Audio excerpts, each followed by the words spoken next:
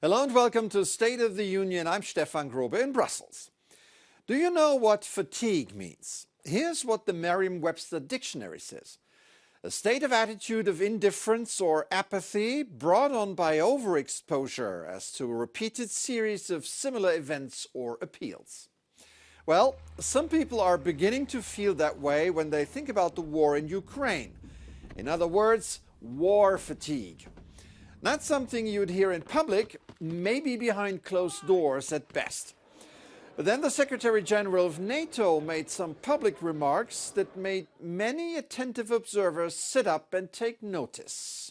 Military achievements can partly be measured in square meters, but also on the losses you are able to inflict on your adversary. Even though the front line has not moved, the Ukrainians have been able to inflict heavy losses on the Russian invaders, both measured in personnel and casualties, but also in taking out fighting capabilities. These remains important military gains, even though over the last months we haven't seen any significant territorial gains. A static front line and no significant gains. Stoltenberg added that Ukraine has reconquered about 50% of its territory that the Russians had occupied earlier in the war. So he seems to be suggesting that it's time to think about what comes next, like ending the war. Could this be war fatigue? Absolutely no official Brussels hurry to say. The room is full of elephants. We have a room crowded of big issues and big questions. And certainly the prospects of the war in Ukraine is one of the most important issues in which we are dealing. But to be frank, I don't see any sign of members having what you call fatigue. Borrell was not alone in this assessment. But the thought is out there now and being talked about. One elephant in the room, as Borrell would say. How do the Ukrainians see it?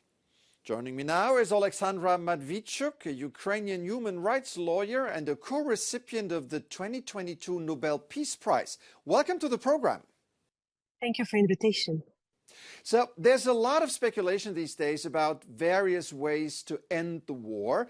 Should Ukraine negotiate a deal with Putin anytime soon? The problem is that Putin don't need peace. He wants to restore Russian empire, and there is no price which Putin can afford himself to pay to achieve this goal. This means that we have to help Ukraine win. Democracy must win the wars, because only spread of freedom make our world safer.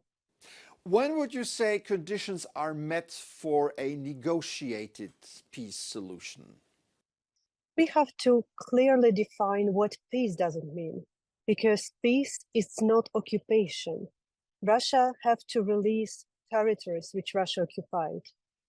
I'm a human rights lawyer, and I know that people on these territories are subjected to death, ill treatment, torture, sexual violence, and we have no moral rights to leave these people alone under Russian occupation.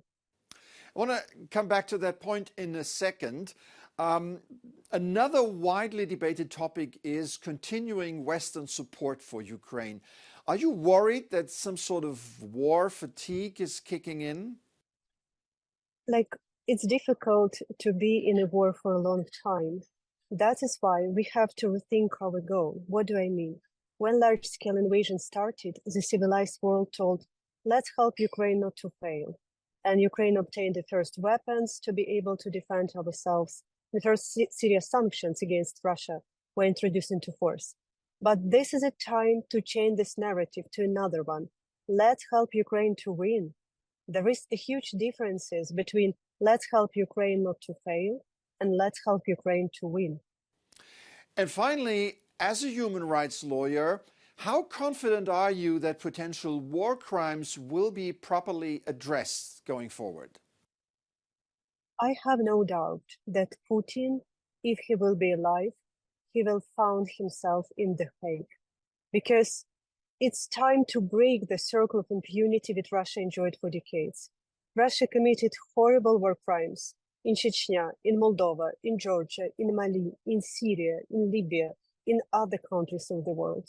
They have never been punished. So we have to demonstrate justice, not just for Ukrainians, but in order to prevent a next Russian attack to a next nation. All right, Oleksandra Matviichuk, human rights lawyer and a co-recipient of the 2022 Nobel Peace Prize. Thank you so much for coming on the show today. Thank you. With the war in Ukraine heading into its second winter, much of the rest of Europe is focusing on cheery traditions and seasonal business. Christmas is less than 4 weeks away, believe it or not. It's the busiest time of the year for chocolate makers like this one in Austria.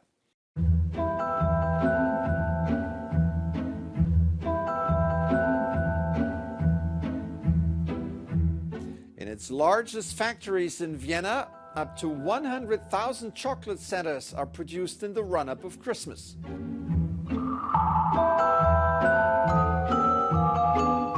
But that's not all. Around 700 gingerbread hearts and stars per day are made during the festive season.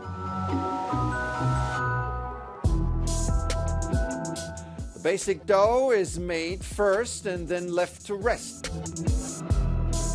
Then processed further, then worked again, rolled out and cut by hand. Then put in the oven, then decorated. This is to be enjoyed as much as possible until pastry fatigue kicks in. That's it for this edition. I'm Stefan Grobe. Thank you for watching. Have an excellent week.